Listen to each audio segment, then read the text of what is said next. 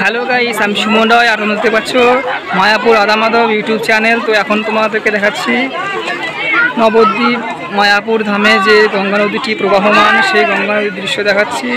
এবং এখানে প্রচুর পরিমাণে শরণার্থী পুণ্যার্থী যারা স্নান করতে এসেছে তাদের দৃশ্য তোমাদেরকে দেখাচ্ছি। এবং এরা প্রত্যেকেই মা গঙ্গার পবিত্র জলে স্নান করে নিজের মন এবং শরীর পবিত্র করছে এবং সবাই মা গঙ্গার কাছে শুভকামনা। এখান থেকে গঙ্গা জল নিয়ে গিয়ে আজকে যে নৃসিংহদেবের যে অনুষ্ঠান সেখানকার জলে এই জলগুলো সেখানে দিবেন। সেই জলগুলো নিয়ে যেয়ে সিঙ্গারের জন্য